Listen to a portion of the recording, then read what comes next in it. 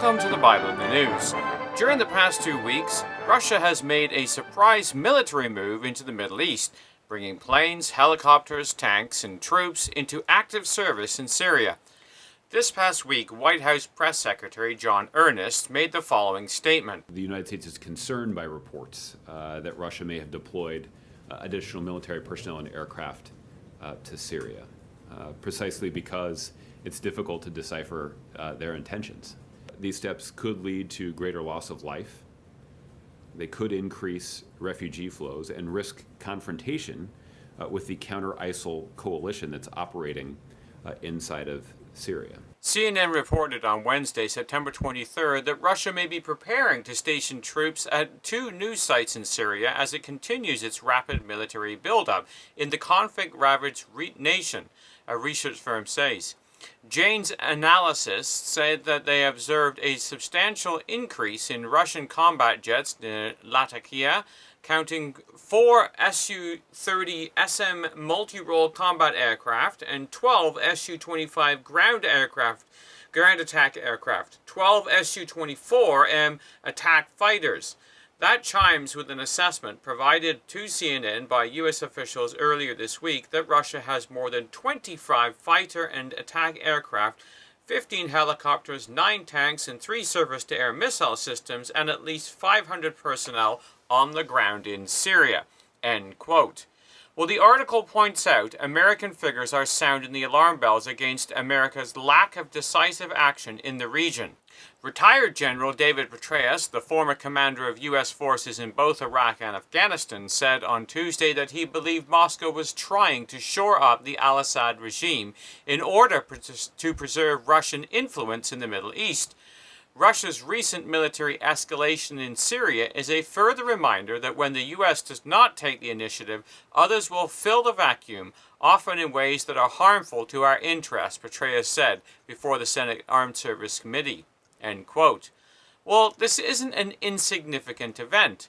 As the Hindu newspaper reported on September the 24th, President Vladimir Putin seems to be set for a grand bargain over Syria. Going by reports from U.S. officials and satellite images released by various organizations, including private intelligence companies, Russia has sent offensive aircraft, advanced tanks, and hundreds of troops to Syria to defend the regime of President Bashar al-Assad, its ally. The deployment, which represents the largest overseas military presence for Russia since the collapse of the Soviet Union, indicates Moscow is preparing for its first major military offensive outside its neighborhood since Soviet troops withdrew from Afghanistan in 1989. End quote. While commenting on the significance of this move, the article stated, "This war is not just one between a ruthless dictator and his opponents, it's a complex geopolitical confrontation in which several countries are involved directly or through proxies. The question is whether the 2 powerful groups, the West and its Gulf allies, and the Russian-Iran-Syria trio can find common ground on Syria." End quote. Well, it's very interesting that the writer should identify the groups along scriptural designations, defining them as the West and its Gulf allies, which the scriptures indicate as the powers of the king of the south in Daniel, and in Ezekiel 38 verse 13 define them as Sheba and Dedan and the merchants of Tarshish with all the young lions thereof. The other power block described in the article is the Russian-Iran-Syria trio, which is also indicated in Daniel as the king of the north, and in Ezekiel 38, using the New King James Version, as "Son of man, set your face against Gog, the land of Magog, the prince of Rosh, or Russia, Meshech, which is Moscow, and Tubal, or the Tobolsk region, and prophesy against him." Along with, verse 5, Persia, which is Iran, Ethiopia, and Libya with them, all of them with shield and helmet. Well, the West seems surprised that Russia is all of a sudden bringing its forces into the region.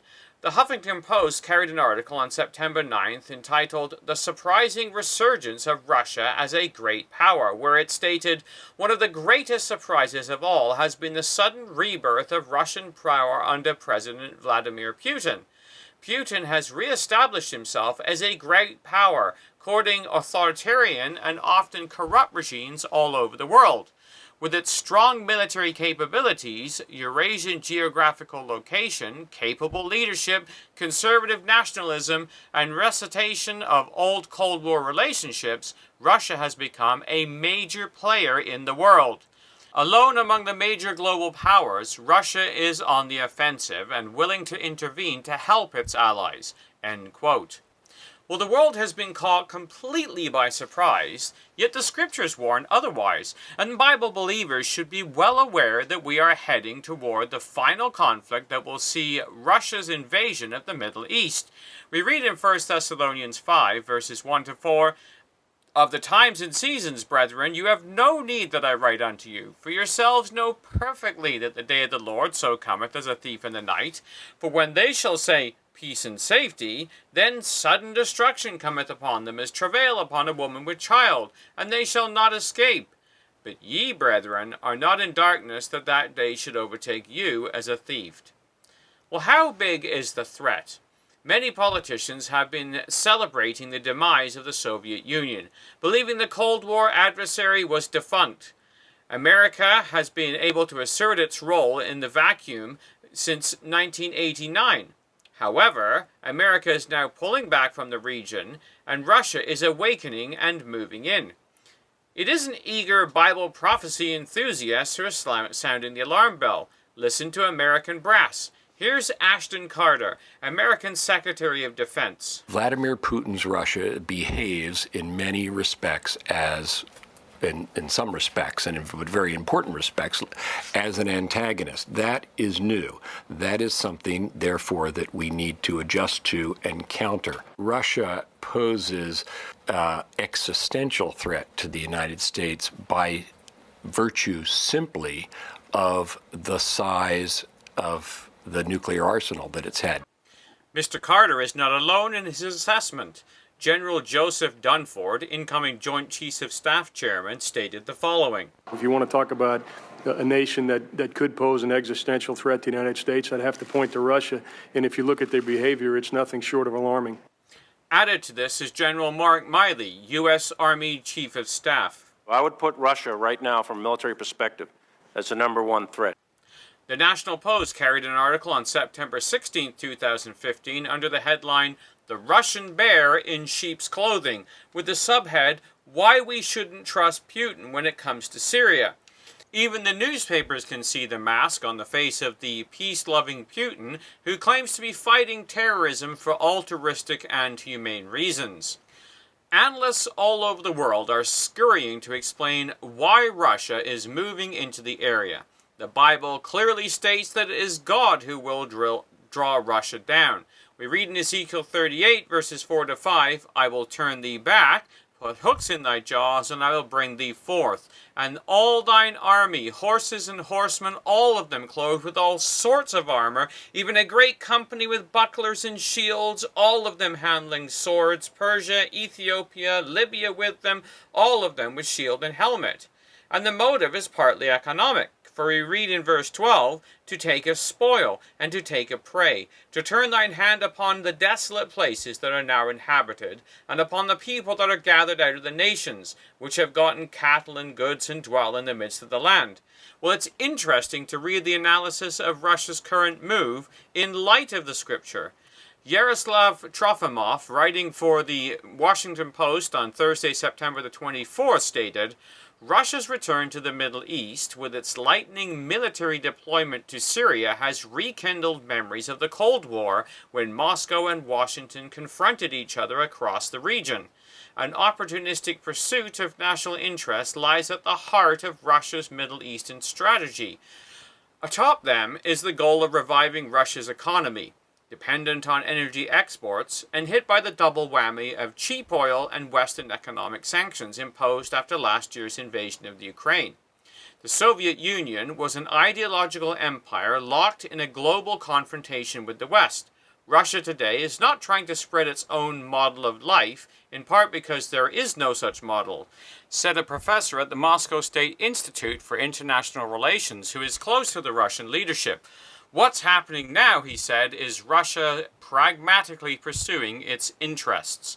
For Russia, the fall of oil prices represents an immediate threat to national security, said Pavlev Bayev, a professor at the Peace Research Institute in Oslo and a former Soviet academic. The only thing that can push up the price of oil is the development of the Middle East conflicts. That's why it's in Russia's fundamental interest for the region to remain unstable. End quote. This pragmatic pursuit of its interests is exactly the picture painted by Ezekiel as drawing Russia into the region, gathering its company to take a spoil and a prey. Michael Oren, author of the book 6 Days in Jude, made similar observations about the 1967 and 1973 wars. He wrote, "The Soviets appear to want to maintain a low boil in the Middle East, aiming for tension without explosion, for small rather than big trouble." Page 43. We see a similar issue going on today. The other factor that has come out in the news this past week is the goal of Russia in guarding its geostrategic interests in the region. Russia is propping up the dictatorship of Bashar al-Assad and supporting Iran in the region. The Huffington Post commented, "Alone among the major global powers, Russia is on the offensive and willing to intervene to help its allies. The United States, under President Obama, is staging a semi-withdrawal from key areas of the world. Syrian President Bashar al-Assad owes his survival to $4.5 billion of Russian military as well as Iranian help. Russia played a key role in ensuring a lenient nuclear deal for Iran. Russia is the main weapon supplier to Iran and will build more nuclear power plants like Bushehr." End quote. Well, this is in perfect harmony with the words of Ezekiel 38 that describe Russia's behavior to its client states at the time of the end, where we read in verse 7, "Be thou prepared, and prepare for thyself, thou and all thy company that are assembled unto thee, and be thou a guard unto them."